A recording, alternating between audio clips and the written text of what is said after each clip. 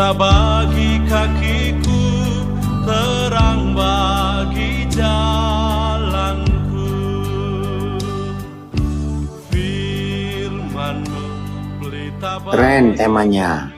Kepada semua saudara-saudara, para petugas, ibu, bapak, ya pembimbing, gembala dari semua saudara kita warga binaan, anak-anak saya yang diberkati Tuhan. Sungguh terima kasih karena perjuangan ibu bapak sebagai pemimpin, gembala, mentor, ya untuk saudara kita ini perjuangan yang luar biasa. Hari libur pun Bapak Ibu semua tidak libur. Terima kasih, Tuhan Yesus memberkati. Begitu pula semua saudara saya, anak-anak saya warga binaan yang diberkati oleh Tuhan. Kita siap belajar. Sepanjang tahun ini kita tidak menghitung, ya kalau dihitung total dalam satu tahun ada 52 minggu. Dalam satu minggu 3 kali kita beribadah bersama-sama, Senin, Rabu, Jumat. Berarti sudah 100 berapa? 50, lebih ya pokoknya 52 kali 3 ya. Tapi ada 1-2 kali nggak bisa karena pas hari libur nasional. Nah, warga binaan, anak-anak saya, saudara yang dikasih Tuhan yang rajin mengikuti ya webinar ini setiap Senin, Rabu, Jumat sepanjang tahun ini, pasti sudah banyak hal yang kita alami, yang kita pelajari. Tuhan tetap baik di hidup kita. Kita bersyukur penyertaan Tuhan luar biasa. Apalagi tanggal 13 Desember yang lalu, kita boleh merayakan Natal dengan 400 sekian belas ya lembaga pemasyarakatan rutan di seluruh Indonesia. Dari Merauke sampai ke Sabang sana. Itu anugerah Tuhan yang luar biasa. Nah, tema kita hari ini, buang hidup yang lama ya, dan jangan ingat-ingat lagi. Saudara, salah satu sumber masalah terbesar buat manusia, ya saya ulangi, salah satu sumber terbesar buat hidup manusia adalah suka senang membawa masa lalu ke hari ini. Oh, sudah ada yang menghitung itu ya. Jadi Zoom yang ke-231. Wah, Martapura rajin sekali. Ya, rajin sekali menghitungnya. Terima kasih Martapura. Ternyata hari ini kita ibadah yang ke-231 kali. Wah, itu nggak main-main ini. Banyak sekali. Oke, kita lanjutkan. Saya ulangi saudara. Salah satu sumber masalah terbesar di hidup manusia adalah manusia itu membawa masa lalu, kejadian-kejadian, peristiwa-peristiwa yang sudah terjadi dibawa ke hari ini. Renungkan, makin tua usia kita, makin banyak usia kita, berarti makin banyak, saya pakai istilah ini, tabungan-tabungan masa lalu kita. Makin banyak. Itu kan mengerikan sekali kalau kita membayangkan itu. Oke, beberapa minggu lagi saya akan masuki usia saya yang ke-68. Nah, yang sudah kepala 6, berarti tabungan masa lalu kita itu makin banyak. Belum lagi yang sudah kepala 7, kepala 8. Berapa banyak tabungan masa lalu kita? Kalau kita yang kepala 6 saja, bayangkan tahun 60-an sudah terjadi masalah banyak di hidup kita. Tahun 70-an, tahun 80-an, coba hitung sendiri. Nah, celakanya manusia ini yang selalu diingat itu pasti kenangan yang pahit, yang manis. Itu dilupakan. Yang pahit, yang jelek, yang menyakitkan, itu yang seringkali dimunculkan kembali oleh si setan. Nah, itu sumber utama, salah satu penyebab utama kenapa hidup manusia bisa mengalami banyak masalah. Karena kita membawa hidup masa lalu ke hari ini. Saya beri contoh. Semalam, yang sempat ikut ibadah semalam ya.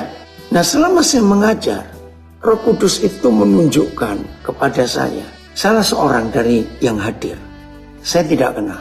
Kalau melihat penampilannya, wah keren sekali. Nah, akhirnya saya tahu dia itu mahasiswa Master S2 ya, yang kuliah di Taipei. Nah, Tapi ada sesuatu yang dia sembunyikan.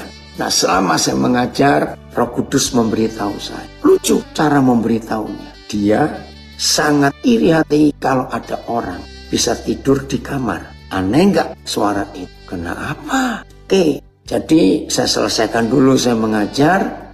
Akhirnya selesai, lalu kami makan bersama sebagai keluarga. Nah, sambil makan itu, saya dekati saudara ini sambil guyon karena orangnya ternyata rame. Ya, selama saya ngajar dia banyak komentar yang lucu-lucu. Bayangkan saudara. Terus saya tanya, maaf loh ya, maaf. Kalau saya salah, saya minta maaf. Tanya aja Pak, nggak apa-apa. Kenapa saudara itu punya rasa iri kalau melihat ada orang bisa tidur di kamar? Aneh nggak? Saudara, begitu saya tanyakan itu, wajahnya langsung berubah. Nah, ini loh yang saya katakan, wajah aslinya keluar. Yang tadinya penampilannya keren, wajahnya ceria, suka memberi komen kalau saya ada hal-hal yang penting, dia komennya lucu, semua orang tertawa. Begitu saya katakan, kenapa saudara sering iri kalau melihat ada orang bisa tidur di kamar? Dengan wajah yang asli, wajah kecewa, tapi juga ada kelihatan marah. Saya bilang, maaf, saya minta maaf, selesaikan makannya. Dia bilang, dia geleng kepala. Kalau nggak bisa, ya udah. Terus saya minta izin kepada yang punya rumah untuk cari satu ruangan. Saya bisa memberikan kesempatan dia bebas cerita. Satu-satunya ruangan yang bisa ada karena rumahnya nggak terlalu besar. Kamar pribadi pemilik rumah. Wah, saya bilang nggak enak. Ini nggak apa-apa.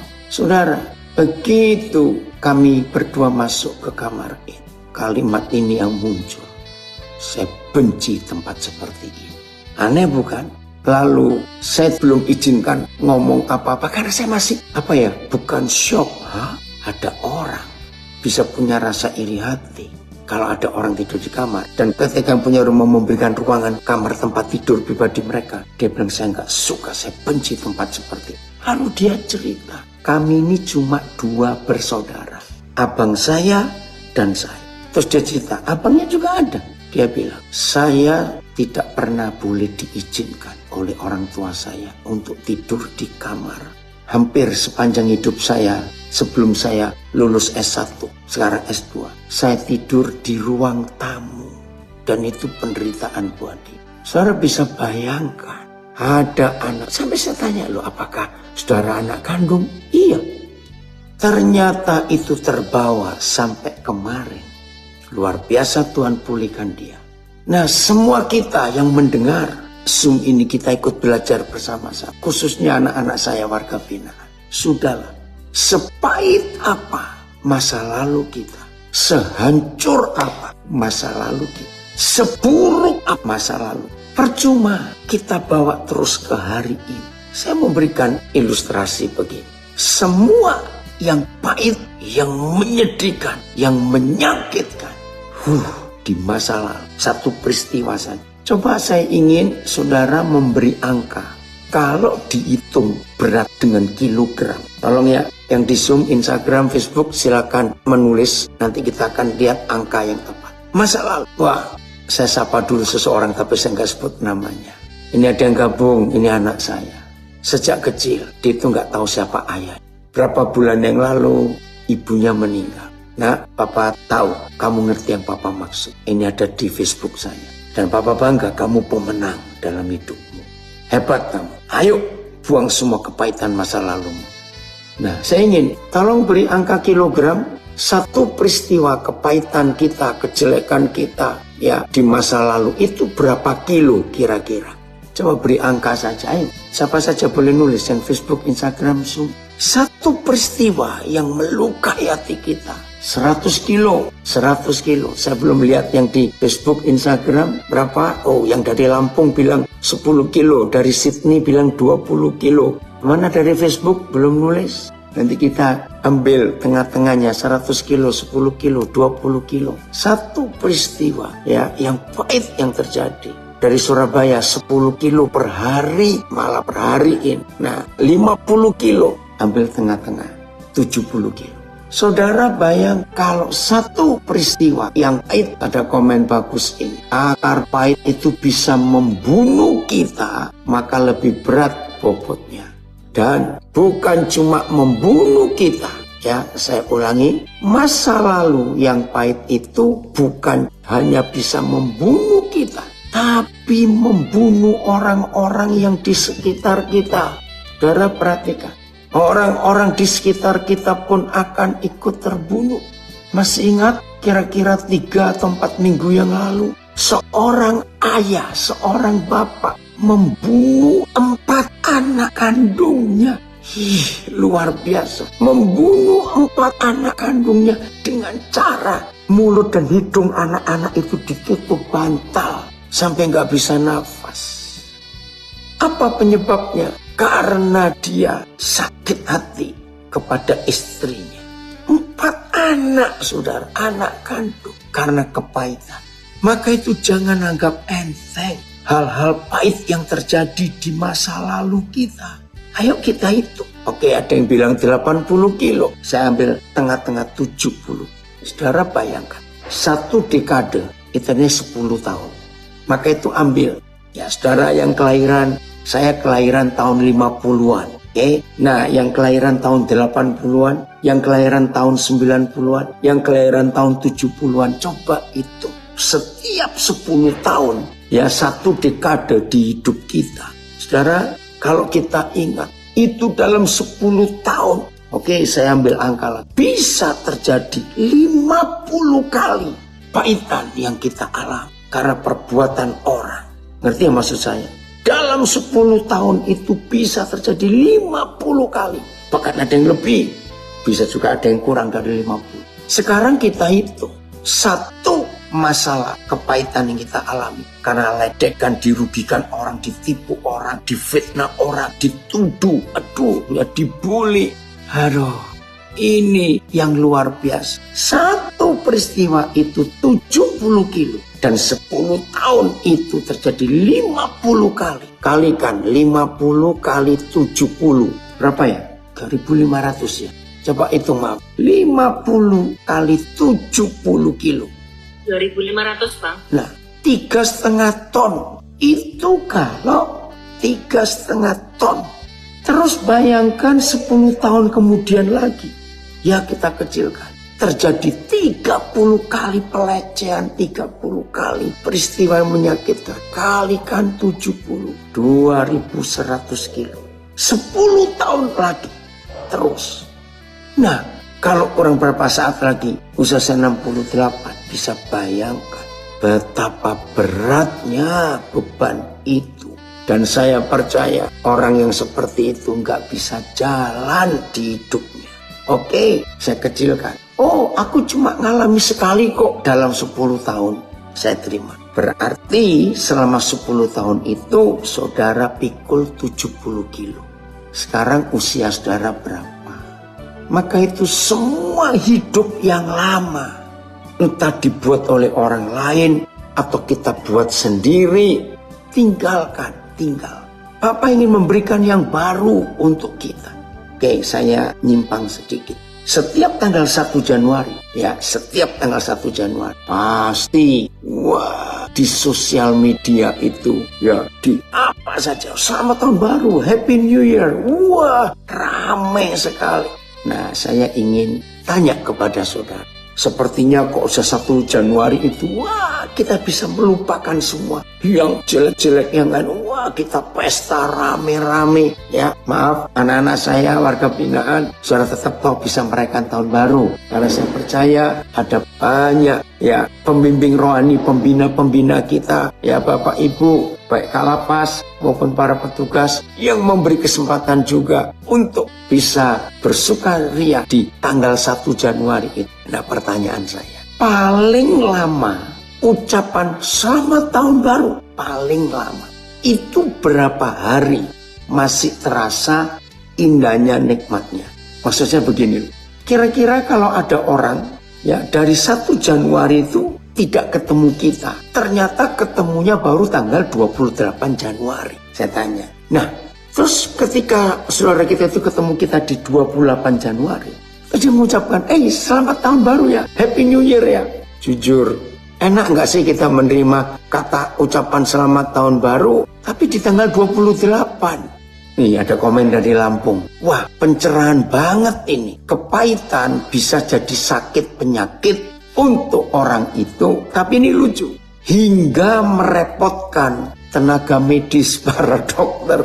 Betul juga. Ya maaf ini dalam tanda kutip. Walaupun dokternya terima duit, tapi kalau pasiennya itu langganan ya orang itu lagi. Walaupun dokter itu terima duit juga jadi repot.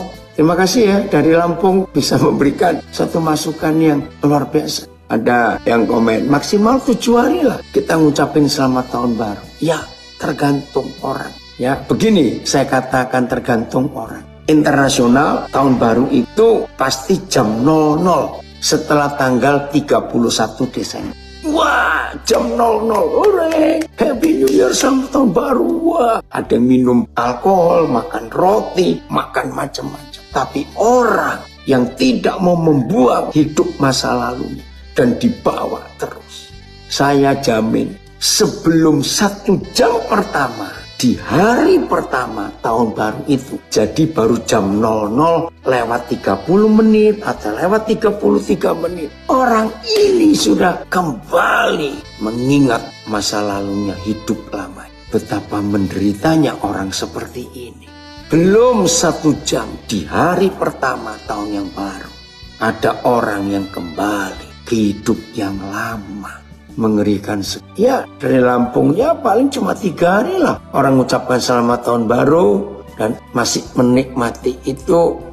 Tapi bagi Papa di surga, renungkan. Oh, terima kasih Pak. Bagi Papa di surga, setiap hari itu tahun baru. Keren ya. Hanya Papa kita, hanya Yahweh, Dona Elohim kita yang meyakinkan setiap kita bahwa tahun baru itu setiap hari. Masih ingat toh ayatnya? Ratapan 3 ayat 23.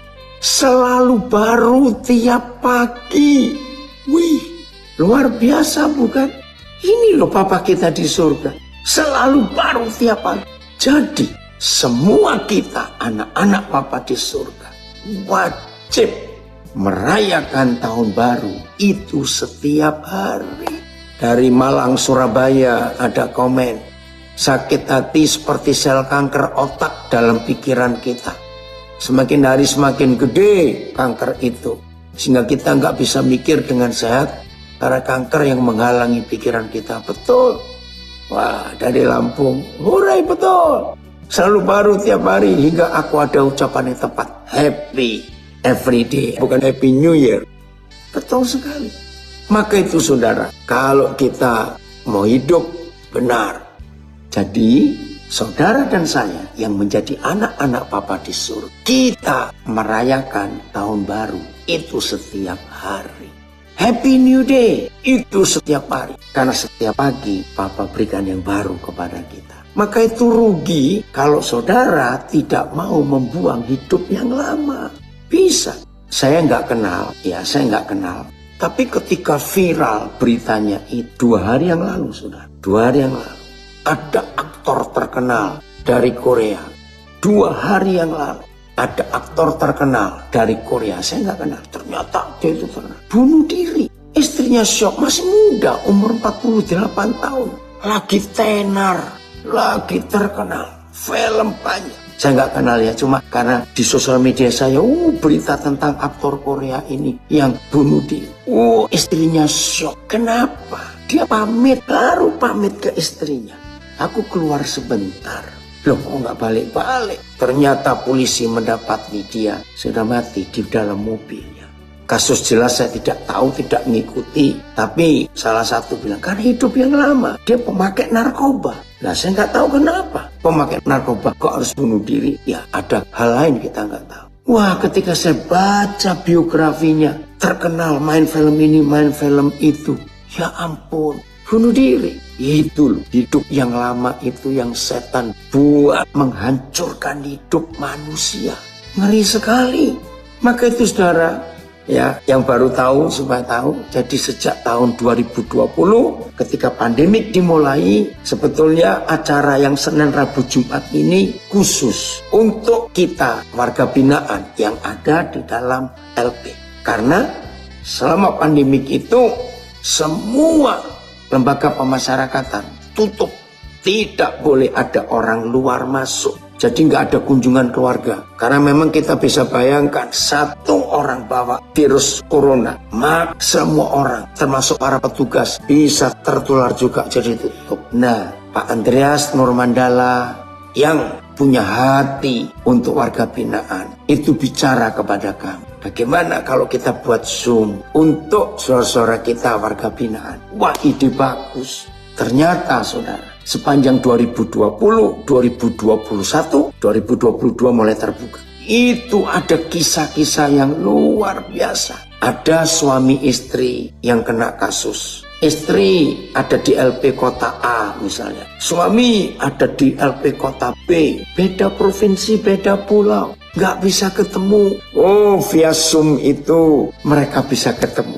Ada ibu yang karena kasus harus ada di dalam LP, pengen ketemu anak-anaknya. Wah, anak-anaknya ikut Zoom. Aduh, itu mengharukan sekali. Dan ketika saya ingat peristiwa itu, ibu ini bilang, nak, dekatkan wajahmu ke kamera. Saya pikir mau apa? Ketika wajah anaknya yang bungsu, memang lucu anaknya, ya masih kecil perempuan, kira-kira umur 5-6 tahun. Begitu wajah anaknya didekatkan ke kamera, saya nangis. Karena ibu ini seperti melihat anaknya, terus pipinya dipegang-pegang dua anak. Saya nangis. Dan banyak peristiwa sepanjang 2020-2021. Ketika tidak ada kunjungan untuk orang-orang yang dikasih dan mengasihi.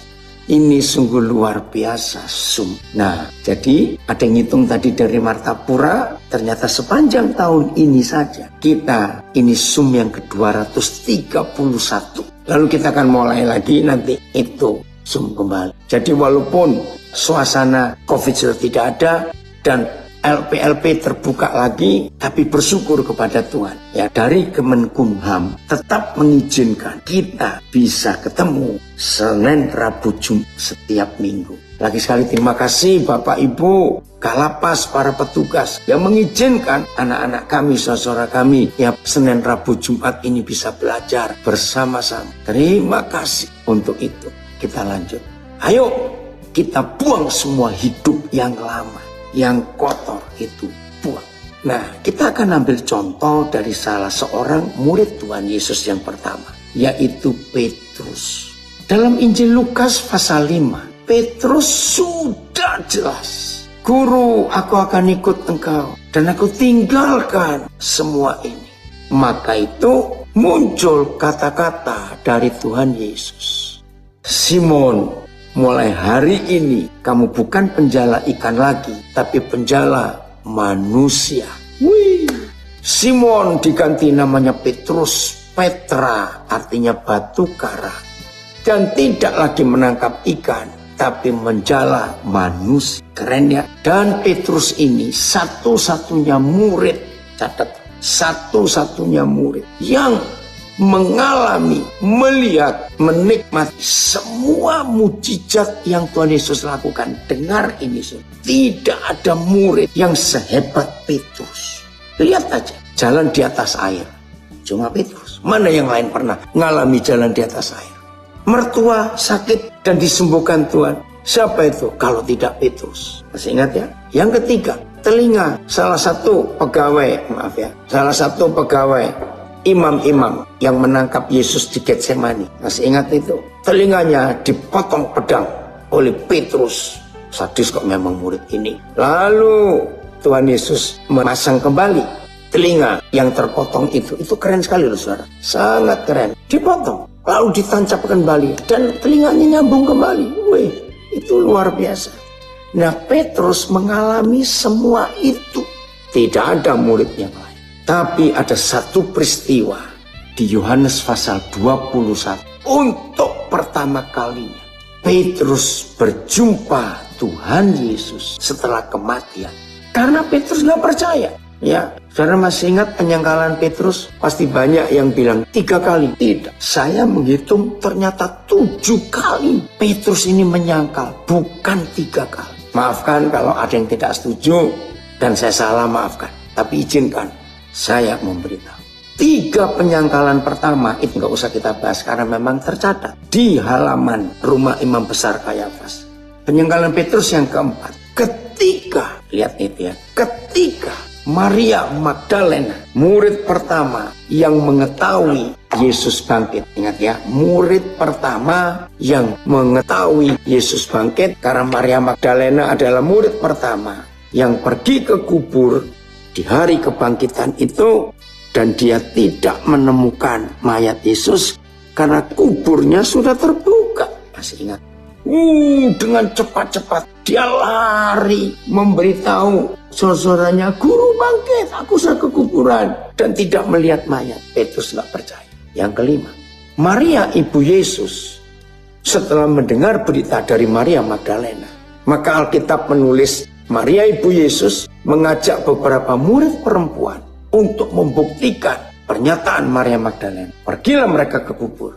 Mereka melihat kubur kosong. Pintu kubur begitu berat, entah berapa ton beratnya, sudah terbuka. Pulang Maria, ibu Yesus bersama murid perempuan yang lain, memberitahukan ke murid-murid yang lain. Petrus tidak percaya. Itu yang kelima. 2 murid pria kecewa juga karena Yesus mati. Mereka pulang kampung. Masih ingat Lukas 24? Mereka pulang ke Emmaus. Ternyata di perjalanan Yesus hadir. Mereka terkejut. Yesus hidup. Balik lagi ke Yerusalem. Memberitahu. Petrus tidak percaya. Nah, yang ketujuh ini klimaksnya dosanya Petrus. Di Yohanes 21 dia kembali menangkap ikan.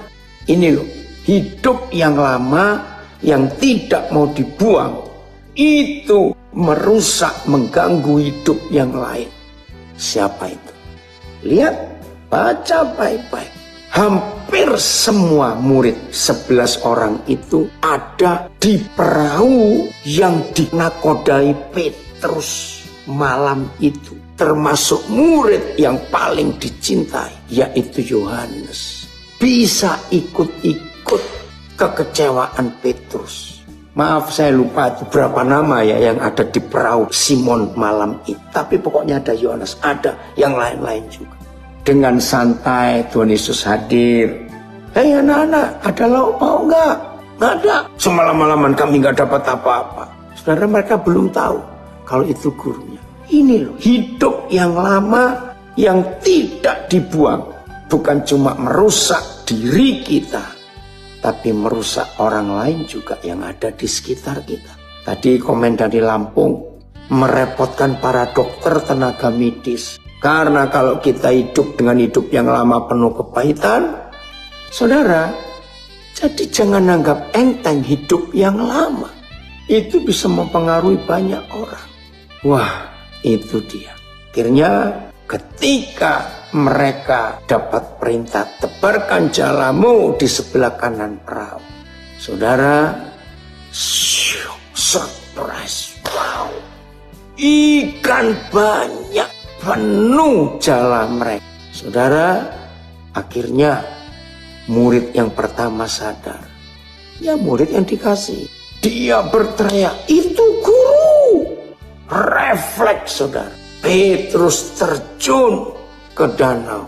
Dan Alkitab menulis dia berenang. Berenang dia. Nah, ini penyangkalan yang ketujuh. Kan di Lukas 5 tadi sudah jelas. Dia sudah meninggalkan cara hidup yang lama. Wah, luar biasa. Kembali lagi ke hidup yang lama. Ini dalam konteks ini jangan berkata, loh, apakah menjadi penjala ikan itu dosa? Bukan itu yang saya maksud. Tapi yang masih bernama Simon tadi, itu kan sudah berjanji. Aku tinggalkan semuanya guru, aku ikut engkau. Maka itu Tuhan Yesus memberi profesi baru. Bukan penjala ikan, tapi penjala manusia. Itu kan luar biasa, sudah terjadi. Tapi dia kembali. Nah saudara, ayo kita belajar. Apa sih kelemahan Petrus? Bahkan kalau saudara baca Yohanes 21, saudara akan melihat Tuhan Yesus memanggil lagi dengan nama Simon. Wih, itu kalau saya itu Petrus hari itu, saya akan tertusuk hati saya. Contoh begini, kalau saya itu pembunuh, ya misalnya saya pembunuh, dan orang menyebutkan saya ini pembunuh, ya memang saya pembunuh. Saya dapat julukan pembunuh, karena memang saya pembunuh. Saudara, tapi setelah saya jumpa Tuhan Yesus, saya diganti Daniel misalnya begini. Begitu saya jumpa Yesus, dari nama pembunuh, saya diganti Daniel. Wah, hidup saya berubah. Orang kenal saya Daniel. Tapi satu hari saya kembali ke hidup yang lama. Dan saya ketemu Tuhan Yesus lagi. Begitu dia ketemu saya, atau saya pertama kali bertemu dia setelah sekian lama, ternyata dia panggil saya lagi, hai pembunuh. Bayangkan, Simon itu di Lukas 5. Ketika dia pertama kali jumpa Yesus. Aku beri kamu profesi baru, penjala manusia. Dan namamu aku ganti Petrus. Saudara, Simon anak Yunus. Itu sapaan Tuhan Yesus pertama kali. Setelah 7 kali Petrus menyangkal. Simon anak Yunus. Ayo kita melihat kasus ini. Sederhana sekali. Rupanya begini. Betul. Kalau orang jumpa Yesus sebobrok apa, sehancur apa, sekeji apa, sesadis apa, senajis apa, hidupnya pasti berubah. Tapi kalau kita enggak mau meninggalkan hidup yang lama, maka pasti kembali lagi hidup yang lama. Untuk bisa kembali lagi ke hidup yang lama, itu ada sarananya, ada pemicunya, ya. Nah, apa sarana dan apa pemicu yang dibuat oleh Petrus sehingga dia bisa kembali ke hidup yang lama? Padahal dia sudah berjanji, aku tinggalkan semuanya guru dan aku ikut engkau. Ternyata, ya kalau saudara tidak setuju juga tidak apa-apa, ya ternyata Petrus waktu meninggalkan hidup yang lama lalu menjadi murid Yesus, rupanya perahunya, dayungnya, jala penangkap ikan itu nggak dibuang, masih disimpan di gudang. Maaf, ini istilah, ya memang ayatnya tidak ada. Jangan suara nganggap, wah Pak Daniel nggak bisa kalau khotbah itu nggak ada ayat. Nah ini karena saya pernah jadi guru sekolah minggu, dan itu untuk menolong anak-anak sekolah minggu itu mengerti. Kenapa? Sudah janji meninggalkan semua, kok masih bisa kembali lagi setelah melihat semua mujizat Tuhan Yesus. Ya masih nyimpan jala, masih nyimpan perahu, masih nyimpan dayung yang dipakai untuk menangkap ikan itu. Anak-anak saya, Papa ingin bicara pada kalian, saudara-saudara, dimanapun, baik yang warga binaan maupun tidak. Jangan ada satupun sisa dari sarana dan alat-alat hidup yang lama yang kita pernah pakai dulu. Misalnya, penjudi, jangan ada kartu yang masih engkau simpan. Misalnya, kan saya pernah ketemu orang, loh, kok kamu masih simpan kartu ini? Aduh, ini kenang-kenangan waktu saya main judi di Las Vegas dulu. Atau dadunya yang bagus, ya, atau yang terikat alkohol, ya, biasanya itu botol-botol minuman keras itu kan bagus-bagus, cantik-cantik. Jangan kau simpan. Yang terlibat pornografi, yang terlibat narkoba, alat-alat apa saja, jangan disimpan, buang itu. Kasus Petrus ini menyadarkan kita, sekuat-kuatnya Petrus sebagai murid Yesus, sekuat-kuatnya kita sebagai murid Yesus, kita tetap manusia. Nah ini istilah saya. Begitu kita dalam kelemahan karena manusia, maka barang-barang dosa hidup yang lama itu bisa panggil-panggil kita lagi. Ayo. Karena kita lagi kecewa, lagi lemah. Wow, ini ada komen bagus dari Lampung. Aku banyak lihat orang-orang punya gudang untuk menyimpan benda-benda yang gak mesti dipakai 10 tahun lagi. Begitu juga artinya, ya jangan ingat firman mertua, ingat firman Tuhan. Betul. Nah ayo kita jujur pada diri kita, saudara. Kita nyimpan apa? Yang barang lama, yang membuat kita bisa jatuh lagi. Ayo, apa yang kita simpan? Hati-hati. Barang-barang dulu yang menyakitkan. Atau istilah lebih gampang ya, untuk memudahkan pemikiran tentang kok bisa Simon yang berjumpa Yesus, profesi berubah, nama berubah, hidup berubah. Kok bisa kembali jadi Simon lagi sampai Tuhan Yesus panggil dia Simon? Begini loh istilahnya ya. Siapa yang setuju dengan saya? Semahal-mahalnya, secantik-cantiknya, seindah-indahnya sebuah hadiah dari mantan. Ngerti ya kata mantan itu? Memang ada mantan bupati, ada mantan presiden, ada mantan jenderal, ada mantan apa saja. Tapi yang bahaya itu mantan-mantan. Pokoknya ngerti semua kita lah. Entah mantan pacar, entah mantan suami, entah mantan istri. Nggak ada mantan anak. Nah, jangan simpan barang-barang yang dari mantan. Karena barang-barang yang dari mantan itu bisa mempengaruhi hidup kita, bisa mempengaruhi. Maka itu hati-hati. Jadi kegagalan Petrus kembali menjadi Simon karena dia simpan sarana untuk hidup yang lama dulu. Betul, tadi ada yang tanya di Zoom, apakah yang dibuat oleh Petrus tepat seperti 2 Petrus 2 ayat 22? Betul.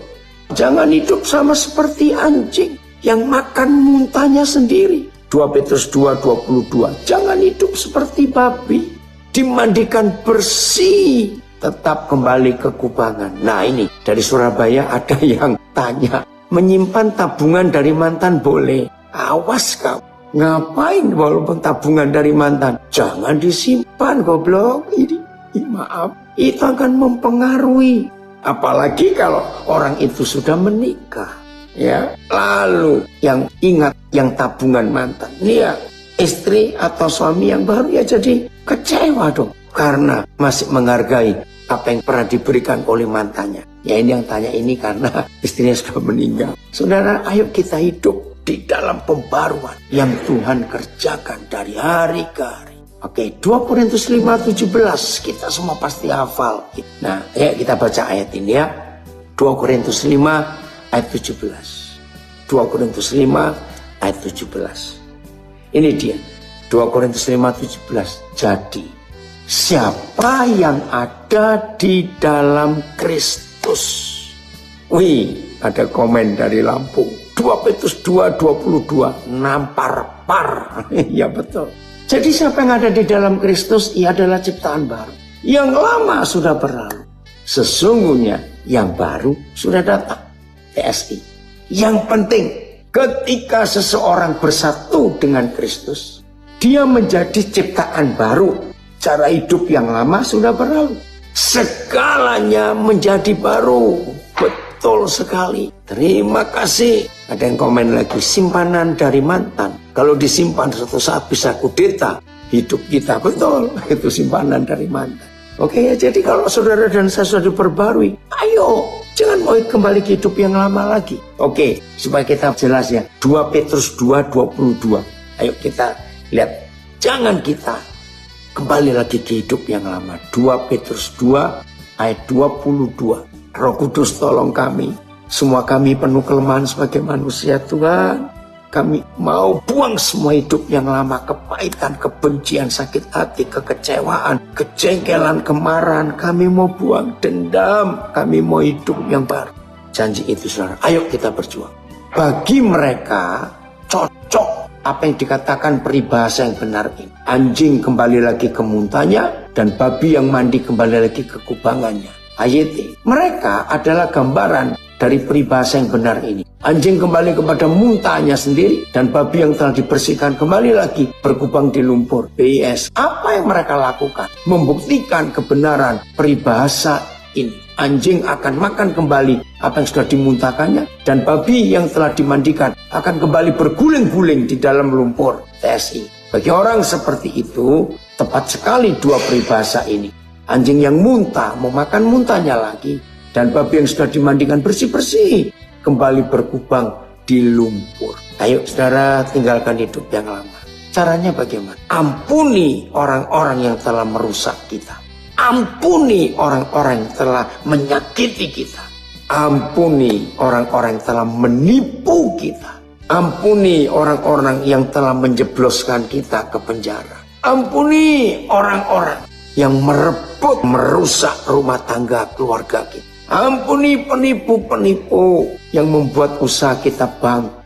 Ayo seperti itu hidup kita. Maka kalau kita mengampuni, memasuki tahun yang baru ini dengan lega sekali, dengan ringan sekali beban hidup. Anak-anak yang disakiti papa mama. Semalam saya nggak ketemu dua anak ini, tapi mentornya memberitahu saya. Anak perempuan 2, umur 18 dan umur 16, dua-dua perempuan. Saudara, diceritakan papanya itu KDRT, melakukan kekerasan dalam rumah tangga, suka pukul mamanya. Papanya begitu ngeri, bahkan anak pertama sempat melihat ketika suatu hari adik mamanya datang ke rumah mereka. Maaf, papanya mau perkosa. Terus saya bilang kepada mentornya, pasti anak ini takut untuk menikah. Betul, dia bilang aku nggak mau menikah. Nah ini, terus saya berikan cara-cara bagaimana membimbing. Saudara, ayo kita mengampuni. Woi, dari Nabi ada komen, pengampunan dapat memerdekakan hidup. Setuju, luar biasa. Ada yang tanya, kalau sudah mengampuni tapi kok masih kadang-kadang masih ingat lagi ya, perih rasanya. Nah itu namanya belum mengampuni. Kalau mengampuni itu total, bisa ingat tapi nggak bisa perih. Ya, saya ulangi. Kalau kita sudah mengampuni betul, maka itu Matius 18 ayat 35. Tuhan Yesus berkata, ampunilah saudaramu dengan segenap hati. Sudah, lupakan. Rugi bisa kita cari lagi harta. Jadi mengampuni itu membebaskan. Ya, ada yang komen juga di mengampuni dan menerima keberadaan siapapun yang mengecewakan kita. Meskipun itu perlu perjuangan, betul. Ampuni. Ya, mengampuni pasti, tapi lupa tidak, nggak boleh. Ya, kalau toh ingat, tapi nggak pengaruhi hati kita. Gitu ya. Nah, ini yang tanya ini kan lagi bimbing satu keluarga. Yang anak-anaknya, istrinya lari karena disakiti. Jelasnya saudara, dengan sikap hati yang benar, penuh pengampunan. Lihat ke depan, ada hal-hal baru yang Papa sediakan buat kita.